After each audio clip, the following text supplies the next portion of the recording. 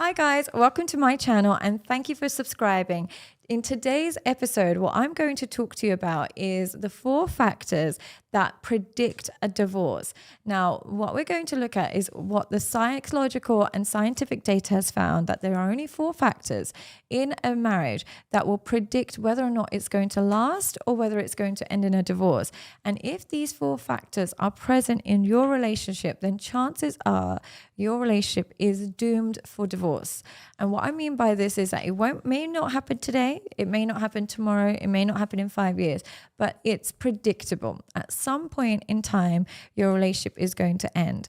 Now, when people think about what causes a divorce, they often assume it's going to be affairs or abuse or somebody's a narcissist.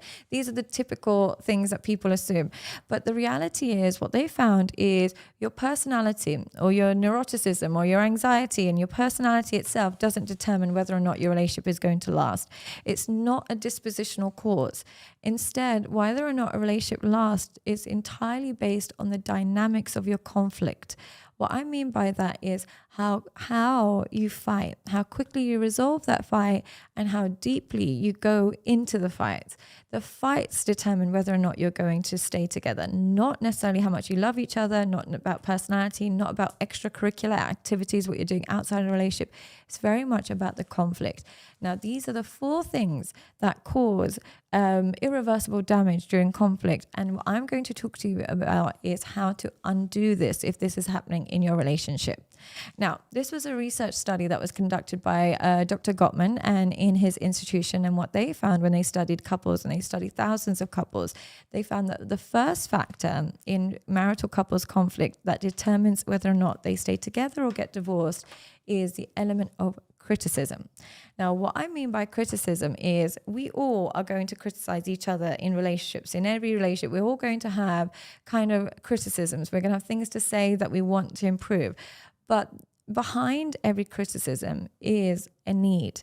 And most people, when they're criticizing, what they're really saying is they're masking what they truly want with an insult. And as a result, they end up projecting anger, and the person is hearing dissatisfaction. So there's no room to grow and there's no room to improve.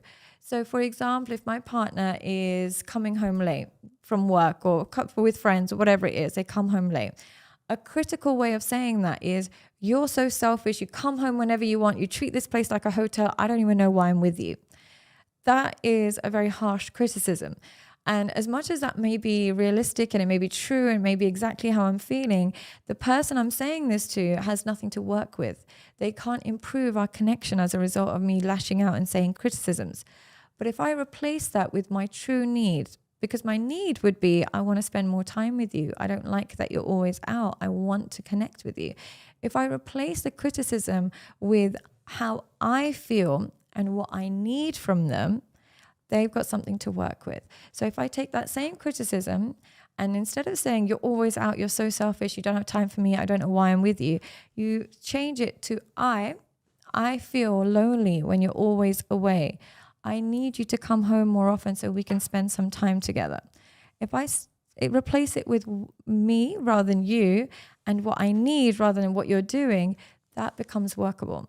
So couples that stay together, they have perfected the art of replacing a criticism with an instruction. I feel like this. I want you to do this. I would appreciate it if you can. They have the same kind of grievances with their partner, but they replace it with instructions. And that way their partner knows what to do. Now, if the partner then still disrespects their boundaries, then it's a different story and perhaps they've got completely opposite intimacy needs. But at least you've given them the tools and you've effectively communicated. So that is the first sign that a relationship is doomed, is if there's criticism. And how you improve that is replace it with an instruction highlighting your true needs. Now, the second factor, which is actually the biggest determinant on whether or not your relationship is going to last or break down, is something known as contempt.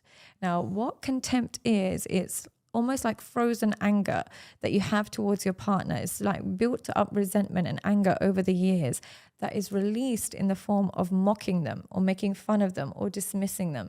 So because over the years your partner may have upset you or may have disrespected you, or just, you've lost love for each other in ways. So what happens is when you communicate with them on a daily basis on what should be quite nonchalant issues, you do it with some level of mocking. So you might roll your eyes when they talk, or you might make fun of them in public, or you might, lash out at them. Essentially, you're showing them that they don't mean much to you. So when they start saying, when they complain about something, they're like, oh, here she goes again, and rolls eyes. Or if he starts asking you to do something, you're like, oh God, here he goes. That kind of dismissal of their emotional needs is the biggest predictor of divorce, and it's known as contempt. Now, it builds up over the years. It's usually there's some frozen anger that you never resolved in an earlier date. But how you can undo this and how you can undo contempt is replacing mocking with just an atmosphere of appreciation. What I mean by this is every opportunity you get to appreciate what your partner does for you, as small as it may seem, as frequent as it may happen, you show appreciation for the things they do rather than a focus on the things that you hate. The reason why that is so important, and some people might say, well, I don't want to be grateful for the bare minimum. So what if he pays the bills? Or so what if she looks after the babies? That's what she's supposed to do. Even if it's what you're supposed to do, you don't have to. Yeah, you don't have to do it. You don't have to. They're choosing to. And even if it is the bare minimum, when we get appreciation for the bare minimum, it encourages people to start then doing the maximum. But when you don't get appreciation for the bare minimum, it's like trying to drive a car without petrol. You don't have the fuel or the energy to want to do more for your partner. So if you get into the habit of scanning the room for things that you can compliment them on, perhaps being like, oh, you look nice today, or thank you for picking the kids up today, or thank you for always grabbing my lunch, or whatever it is, any opportunity to show appreciation and remove the resentment, it will act as an antidote to the contempt. The next factor that predicts a divorce is defensiveness. Now, what defensiveness is when your partner is expressing a concern, instead of listening to that concern, your brain is working out a response. Your brain is starting to think about how you can say, well, you do, and you said, your brain is looking for the response rather than actually taking into account what they're saying. The defensiveness, why that is so difficult is because it prevents the relationship from the arguments from coming out of the gridlock. They kind of start bumping heads, and then neither of them will let go because they're both saying, well, you did this and you did this, and the defensiveness comes up. Now, why this is so detrimental to relationships is it removes responsibility. It removes your partner's ability to influence you in any way, shape, or form, and it removes your ability to be responsible for your behavior.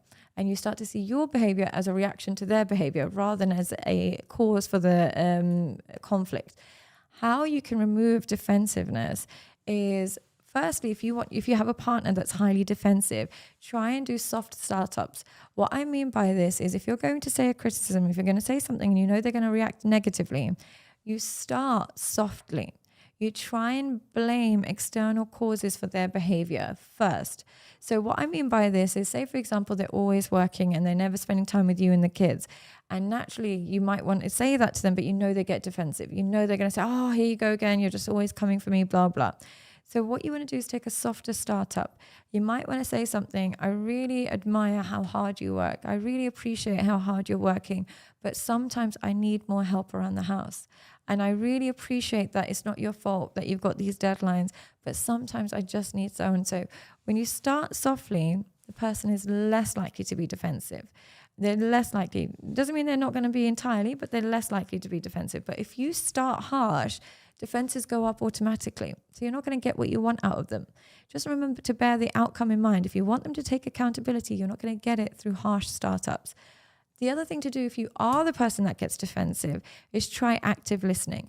Try your best when they complain to you or explain something to you, you try your best to understand what they're saying to you and what their true needs are. So if they say to you, I want you to spend more time at home, What you want to do is say, okay, I'm understanding that you want me to spend more time at home. I'm guessing you miss having me around. You try and understand them rather than trying to defend yourself.